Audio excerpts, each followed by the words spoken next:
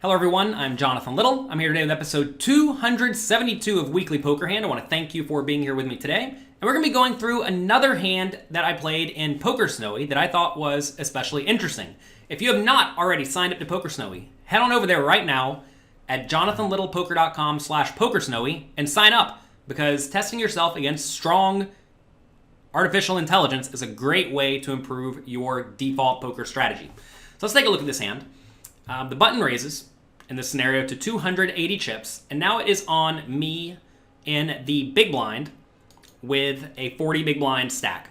Now, I elected to 3-bet, and I think 3-betting is definitely what I do in my day-to-day poker play, because I think a lot of people raise the button too wide, and then they fold to 3-bets too often.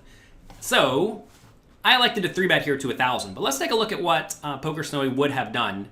It would have 3-bet king, well, it would have called king 9 offsuit, actually, which is kind of interesting. Notice it is electing to 3-bet using a bit of a polarized strategy. You see it's 3-betting the hands in green here, so it's 3-betting pretty linear up top, just all the best hands.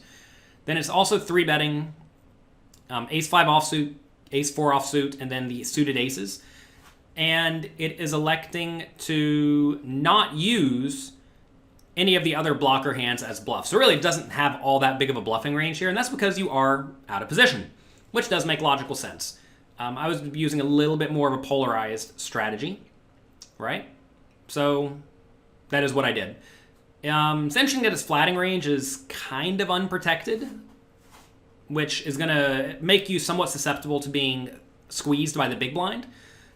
So if I was in this scenario, maybe I would just not have much of a calling range. But if you are going to have a calling range, I suppose the time is, I guess I'm not sure. If you're going to have a calling range, I mean, I get that this hand fits in. That said, I would typically have 3-bet here. Anyway, I did 3-bet this time. Opponent calls as expected. Flop comes 9-8-4. And now I have to figure out what to do. So in this scenario, I elected to bet 750, which the program thought was fine. Let's take a look at what the strategy advisor says here.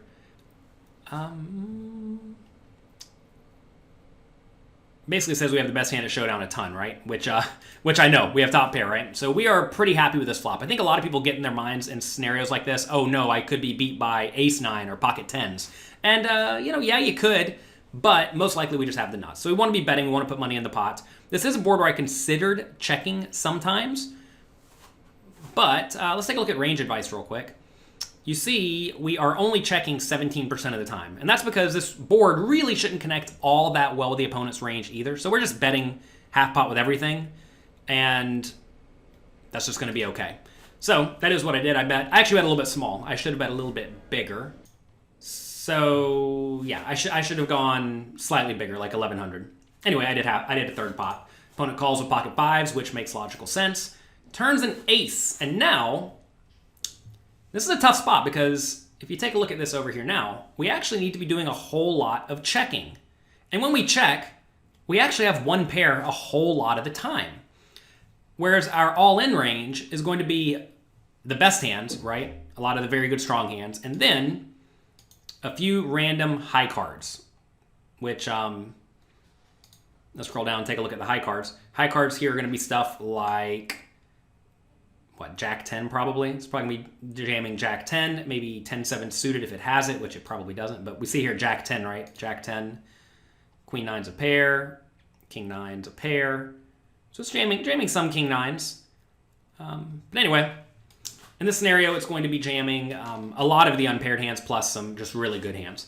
So it does make sense to check this. I check. Opponent checks behind, which makes sense. I don't think he needs to bluff here, because if I'm checking some aces, that's just really, really bad for him. As you saw, I was checking some sets and whatnot too.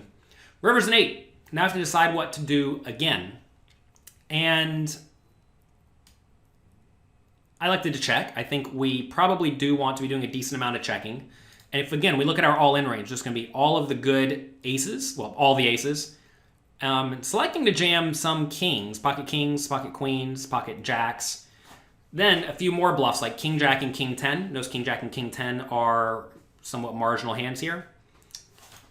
So that's interesting, right? That it is still bluffing this river, which does make some sense. Jack 10s are obviously bluffing a decent chunk of the time. Queen 10s if they have it. So the betting range here is pretty polarized to pocket jacks and better, and then a lot of the bluffs.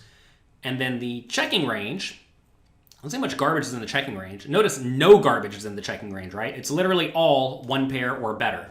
And that's going to allow you to call at whatever minimum defense frequency you need based on your opponent's strategy. This time, though, it went check-check. Opponent doesn't need to bluff here. And we end up winning a little pot. But one thing I wanted you to take away is that pre-flop, as you see the tip it gives, this is a little bit too aggressive. You should have just called. And I need to work on that strategy. If you do study a lot of the absolute best players in the world, they don't always 3-bet or fold from the small blind. They do develop a flat calling range, especially when you're facing a slightly big raise, like 2.8 big blinds. Notice this is not a min raise, right? If this was a min raise, we don't really mind 3-betting because we get the big blind to fold more often. But facing a bigger raise, when I call 280 chips, the big blind's still going to fold a lot because you just can't call a 280 chip raise all that often. So anyway, cool spot. And just playing one session, I find myself getting in a few of these spots over the course of like 20 minutes and finding a few spots that are at least worth taking a look at to confirming that you either agree or disagree with PokerSnowie's play will go a long way to helping you think more about the game. And it's a great way to get experience when you don't actually have time to go play poker. I'm home a lot of the time with my kids, right? And being able to put in a short session against strong opponents is a very good way to continue to hone your skills. So that's going to be it for today. I hope you enjoyed this episode of Weekly Poker Hand. I have 2 more fun hands lined up that we'll go through next week and the week after that. If you want to go ahead and start practicing with PokerSnowie, head over to jonathanlittlepoker.com/PokerSnowie right now and sign up. Good luck in your games, have fun, and I'll talk to you next time.